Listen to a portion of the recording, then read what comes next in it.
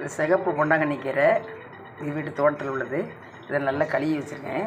இதை சூப் போட போகிறேன். இப்போ இது கண்ணுக்கு நல்லது, முடிக்கு நல்லது. பொன்னாங்கண்ணி கீரை உடல் ஆரோக்கியத்துக்கு நல்லது. முதல்ல இதில் சின்ன வெங்காயம், பூண்டு வச்சுருக்கேன். இது 1-2 தட்டிடுறேன். இதுக்கு தேவைப்படுற தண்ணி இப்போ ஒரு 2 கிளாஸ் வச்சுருக்கேன். அதை ஊற்றிடலாம். இதை நல்லா வேக வச்சிடுறேன். இப்போ பூண்டும் சின்ன வெங்காயத்தையும் அதில் கலந்துடலாம்.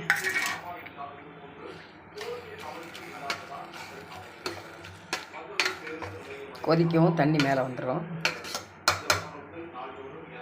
சின்ன ஸ்பூனுக்கு 1/2 ஸ்பூன் மஞ்சள் பொடி கலந்துக்கலாம்.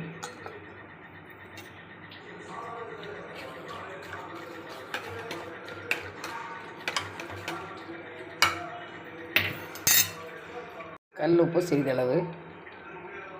இல்லை மிளகு சீரகம் சிறிதளவு ஒரு 1/4 ஸ்பூன் போட்டிருக்கேன். இது கடைசி இறக்க போகையில் மிளகு பொடியும் சீரக பொடியும் கலந்துக்கிடலாம். நல்லா கொதிக்கட்டும். அதில் கொஞ்சம் காரம் சாரமாக சேரணும். இது ரொம்ப நல்ல உடலுக்கு. கீரை பொன்னாங்கண்ணி கீரை. அது சோப்பு கலர் கீரை கிடைக்க ரொம்ப கஷ்டம். இதில் குச்சியை நட்டு வச்சோம்னா நம்மளை தளர்த்துக்கிட்டே இருக்கும். இது பொரிக்கடலை. இது ஒரு சிறிதளவு எடுத்துருக்கோம். 1 ஸ்பூன் இருக்கும். இது நல்லா தட்டி அரைக்குறையாக பவுடர் பண்ண போகிறேன். இப்படி அரைக்குறையாக ஒரு கல்லட்டை தான் தட்டுறேன். சூப் குடிக்கும்போது அரைக்குறையாக இருக்கும்போது நல்லாயிருக்கும். அது மிக்சியில் தட்டெல்லாம் ரொம்ப பட்டாயிரும், ரொம்ப குழுன்னு வரும்.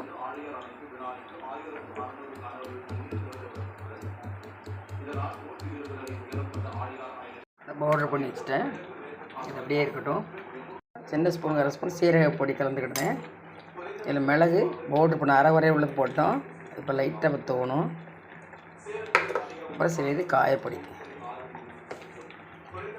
சூப் போட்டு குடிங்க, ரொம்ப நன்மை. இது எல்லா குழந்தைகளும் கீரை சாப்பிடாதுங்க. அதனால் இப்படி சூப் போட்டு குடிச்சிட்டேன்னா அருமையாக சாப்பிட்ரும். இன்னும் கொஞ்சம் கொதிக்கட்டும். கடையெல்லாம் வேண்டாம். நம்ம கடைஞ்சால் குடிக்க முடியாது. இதில் தக்காளி போடணும்னா போடலாம். தக்காளி கால் உளைச்சல் வரும், புளிப்புத்தன்மை உள்ளது. நம்ம சாதாரண இந்த மாதிரி இருந்தாலே போதும். சோப்பு பொன்னாங்கண்ணி கீரை பேருடைய பாருங்கள், அதோட நிறமே தனியாக இருக்குது. இப்போ கடைசியாக பொட்டுக்கடலை பொடி இருக்குல்ல, அதை கலந்துடுறேன்.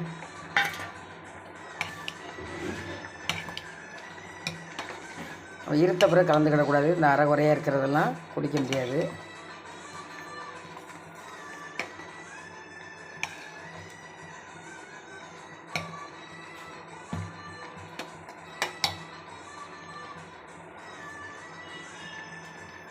இருத்தரலாம். பொன்னாங்கண்ணி கீரை சூப்.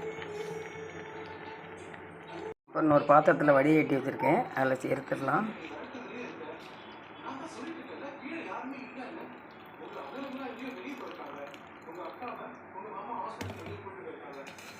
அது நம்மளுக்கு தேவையில்லை.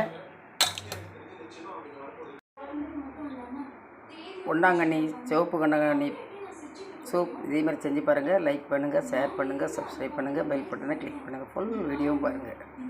அதிக ஹெல்த் உள்ளது.